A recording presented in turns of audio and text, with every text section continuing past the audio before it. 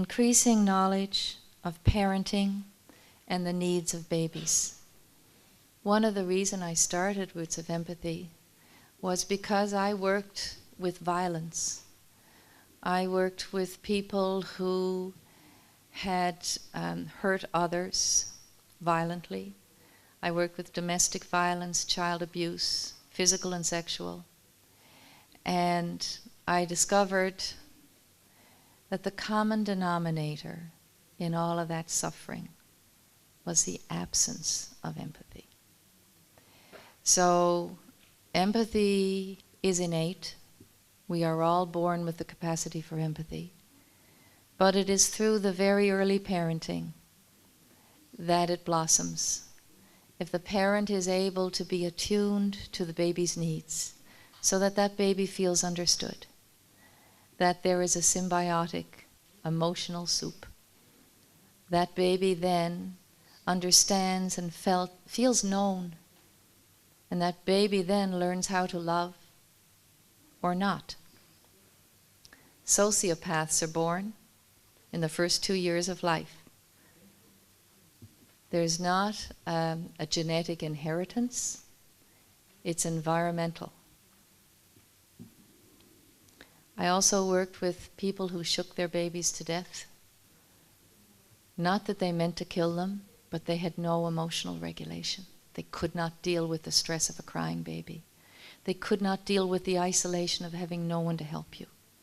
Shame on us as a society if anyone is so alone in raising a baby that they have to resort to this. So that every child in Roots of Empathy knows this: a crying baby is not a bad baby, but a baby with a problem. Every child will tell you that. Because the people who shook their babies to death that I worked with didn't understand that babies had feelings. They were many times very young mothers. But to appreciate that we are all human beings from the moment of our birth, that we all have feelings, not just needs, not just physical needs, is transformative. So generationally, this is one of the side values of Roots of Empathy. So what does mental health mean? Well, and why is it important? And what is our connection to it? These poor emotional regulation skills are really connected to most childhood psychopathologies and later adult psychopathologies. And the one huge protective factor in all of this is having knowledge and understanding of your own feelings allows you to deal with the challenges that come your way. It's a huge protective factor. So just looking quickly at executive functioning skills.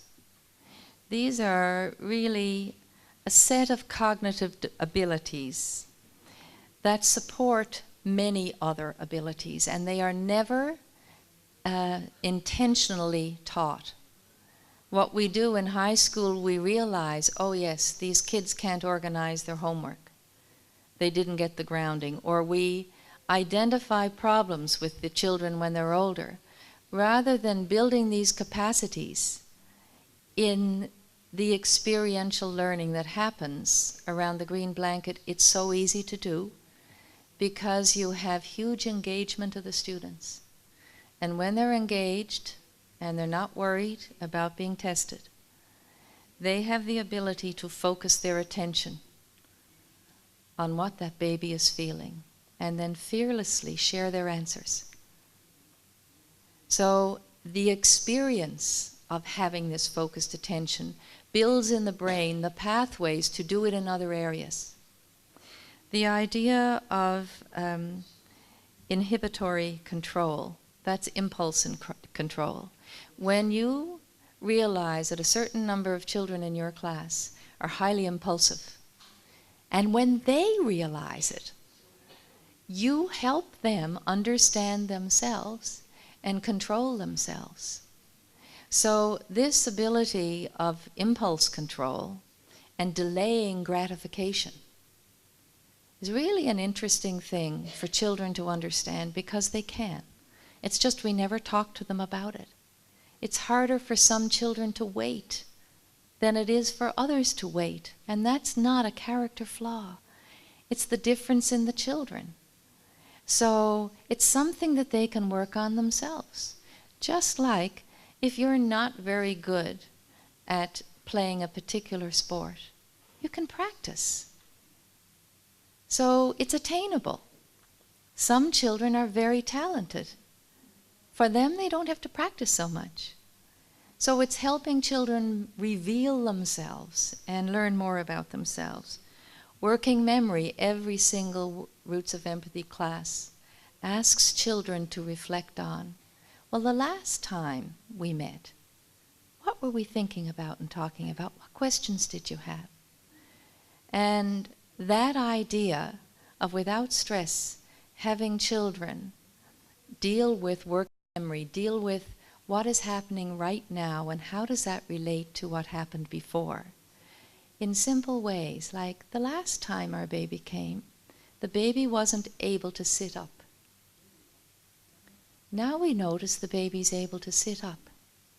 So what does that mean for the baby? What's different in the baby's life? If you were that baby, what are you able to do now that you couldn't do before? And how frustrating would it be if you had to go back not being able to sit up?